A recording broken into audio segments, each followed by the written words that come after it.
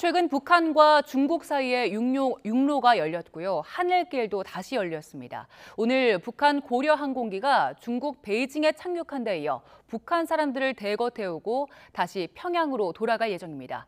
취재기자 연결합니다. 류재용 기자. 네, 국제부입니다. 네, 북한 고려 항공 여객기가 오전에 베이징에 도착했다는 소식이 전해졌는데요. 당시 상황을 다시 정리해 주시죠. 네, 북한 국영항공사인 고려항공 소속 여객기는 우리 시각 오전 10시 17분쯤 베이징 서우드공항에 착륙했습니다. 고려항공 여객기는 예정보다 30분 정도 먼저 도착했는데 공항 전광판에도 도착했다는 안내 문구가 표시됐습니다.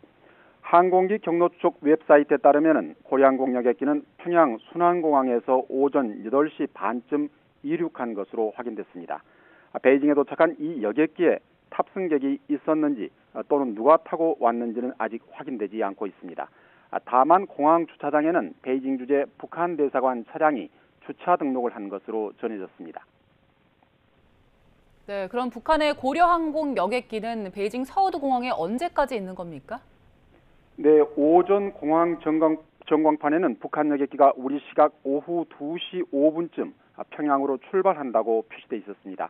따라서 예정대로라면 지금쯤 이륙을 하고 있을 것으로 보입니다. 조금 전 출국장 체크인 창구에는 이 여객기를 타고 평양으로 돌아가려는 북한 사람들로 붐볐습니다. 중국에 머문 북한 사람들은 2020년 1월 코로나19 발생 이후 처음으로 북한으로 돌아가는 것입니다. 그래서인지 카트마다 짐이 가득했습니다. 또 오랜만에 북한으로 가는데 기분이 어떠냐는 취재진의 질문에 기쁘다고 답하기도 했지만 신경질적인 반응을 보이거나 사진을 찍지 말라고 소리치는 사람도 적지 않았습니다. 평양으로 돌아가는 여객기에 몇 명이 탑승했는지는 확인되지 않았으나 기종 크기를 감안할 때 150명 정도로 추정되고 있습니다.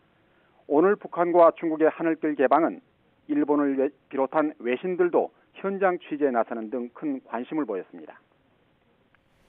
네, 최근에 육로가 개방됐고요. 이제 하늘길도 열린 건데 그럼 북한과 중국 사이 왕래가 본격화하는 겁니까?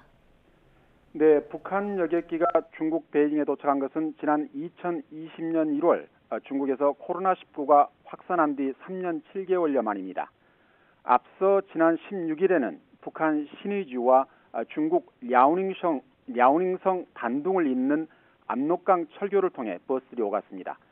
카자흐스탄에서 열린 국제 태권도 연맹 세계 선수권 대회에 나가는 북한 선수단을 태운 버스로 추정이 됐습니다.